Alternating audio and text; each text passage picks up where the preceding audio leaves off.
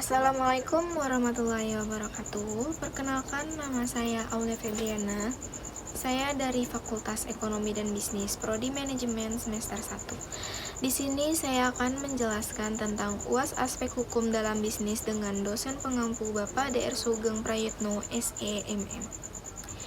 Yang pertama, di sini saya akan menjelaskan tentang alternatif penyelesaian sengketa. Pendahuluan. Saat ini transaksi bisnis yang berlangsung sudah sangat cepat dan semarak, sehingga tidak dapat dihindari terjadinya sengketa antar para pelaku dunia usaha yang terlibat. Setiap jenis sengketa yang terjadi selalu menuntut pemecahan dan penyelesaian yang cepat. Membiarkan sengketa bisnis terlambat diselesaikan akan mengakibatkan perkembangan pembangunan di bidang ekonomi dan bisnis menjadi menurun. Secara konvensional, penyelesaian sengketa biasanya dilakukan secara litigasi atau penyelesaian sengketa di muka pengadilan.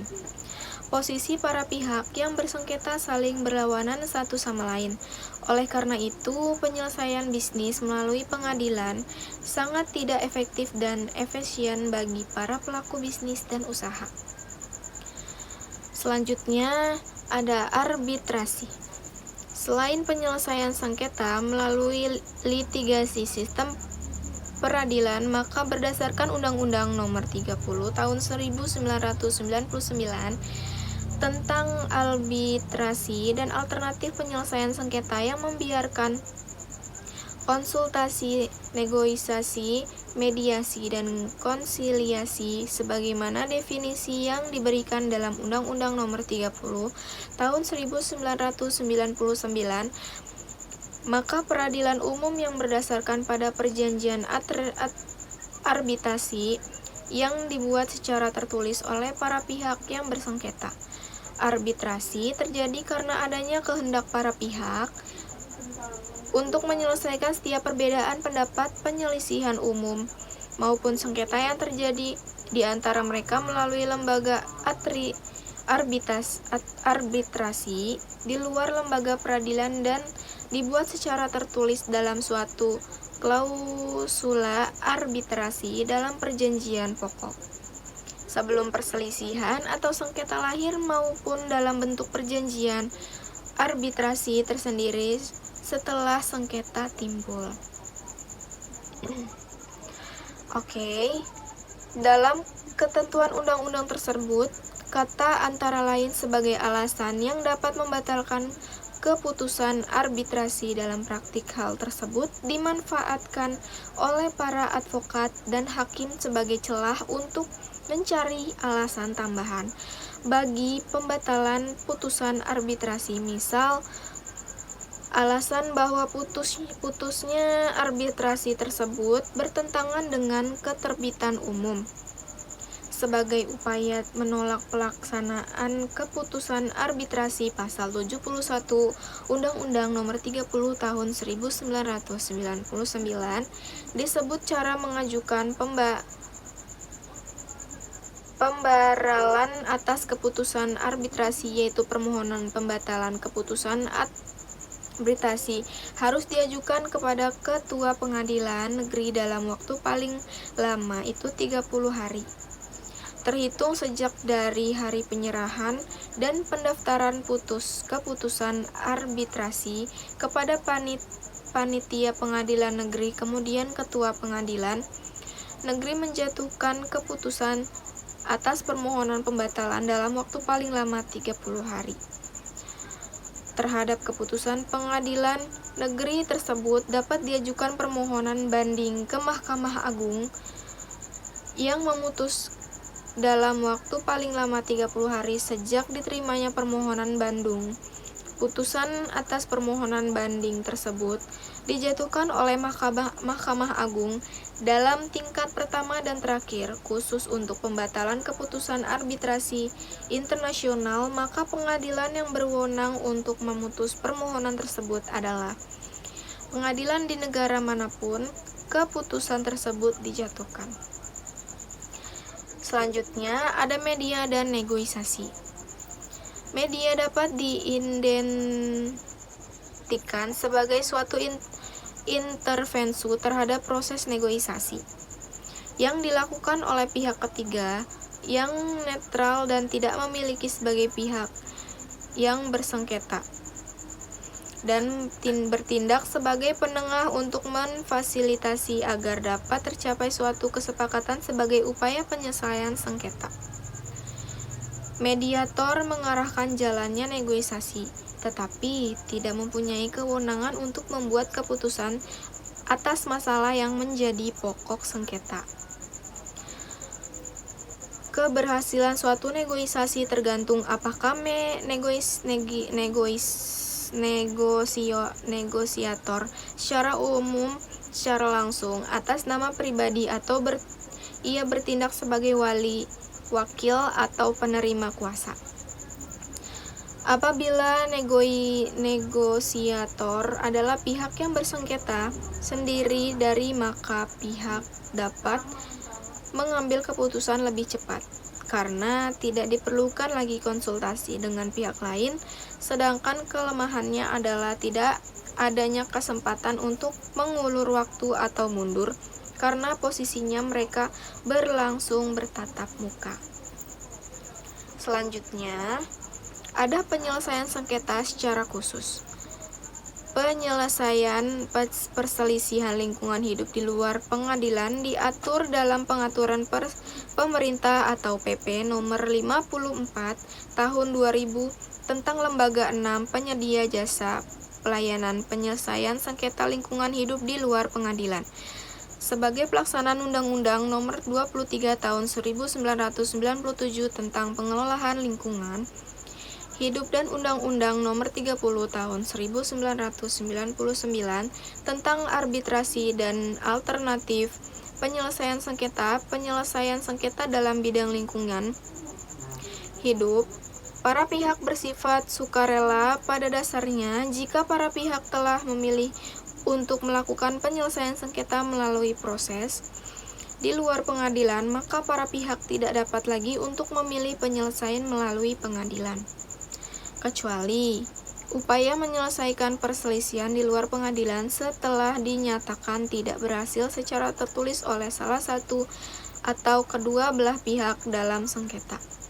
Yang kedua, salah satu atau kedua belah pihak menarik dari perundingan yang terjadi melalui proses penyelesaian di luar pengadilan. Selanjutnya, ada penyelesaian sengketa secara khusus. Penyelesaian sengketa dalam rangka terjadinya praktik monopoli dan atau persaingan usaha tidak sehat diatur dalam Undang-Undang Nomor 5 Tahun 1999 tentang larangan praktek monopoli dan persaingan usaha tidak sehat, dan penyelesaian sengketa tersebut dilakukan oleh Komisi Pengawas Persaingan Usaha atau KPPU. Pelaku usaha atau pihak lain yang diperiksa oleh KPPU wajib menyerahkan alat bukti yang diperlukan dalam penyelidikan atau pemeriksaan. Pelaku usaha dilakukan menolak diperiksa atau memberikan informasi yang diperlukan dalam penyelidikan dan atau pemeriksaan atau menghambat proses penyelidikan atau pemeriksaan. Selanjutnya, ada penyelesaian sengketa bisnis melalui pengadilan umum, di mana semua kegiatan bisnis tidak lepas dari masalah umum, khususnya hukum perjanjian. Dalam hal tersebut, hal terjadi prestasi atau ingkar janji atau suatu perjanjian, maka salah satu cara penyelesaian yang dapat ditempuh adalah dengan melakukan gugatan perdata melalui pengadilan negeri setempat. Selain alasan prestasi, maka gugatan pembuatan melawan hukum atau pasal 1363 KUM atau perdata. Dalam hukum acara perdata, apabila suatu perkara yang ditunjukkan ke muka sidang pengadilan, maka hakim tidak boleh menolak untuk memeriksa dan mengadili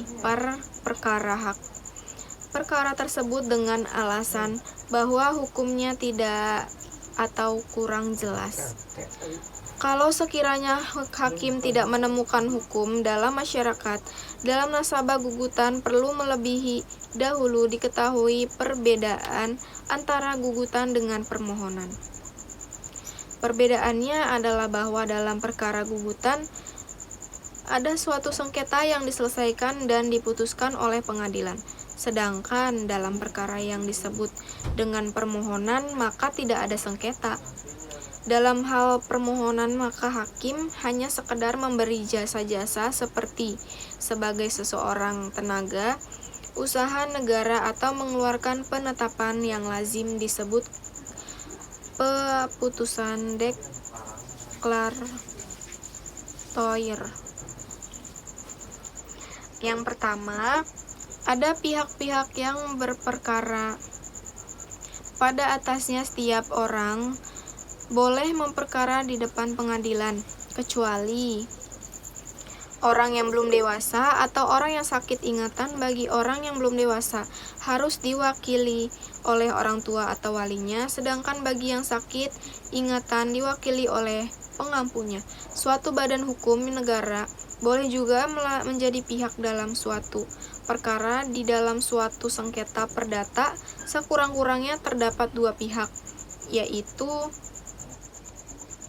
pihak penggugat yang mengajukan gugatan dan pihak tergugat. Namun dalam praktek ada kalanya terdapat tiga pihak dalam suatu perkara perdata merasa bahwa haknya telah dilanggar, sedangkan tergugat, yaitu orang yang ditarik ke muka pengadilan, ia tidak sanggup atau dirasa melanggar hak seseorang, sedangkan turut campurnya pihak ketiga dalam suatu perkara disebut interventi. Orangnya sendiri disebut intervenit. Oke, yang kedua ada tingkat pengadilan negeri. Dalam pengajuan gugatan harus diperhatikan oleh penggugat bahwa gugatannya harus diajukan kepada pengadilan yang benar-benar berwenang untuk mengadili perkara yang bersangkutan, yaitu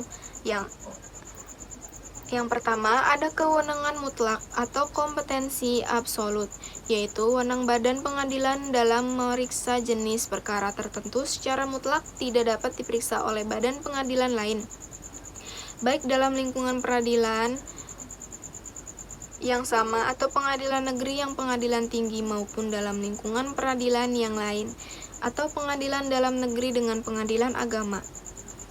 B. Kewenangan relatif atau kompetensi relatif, yaitu mengatur tentang pembagian kekuasaan mengadili antar pengadilan yang serupa dan sejenis atau pengadilan negara Jakarta Pusat dengan pengadilan negeri Bandung. Jadi dalam ini hal akan berkaitan dengan wilayah hukum suatu pengadilan.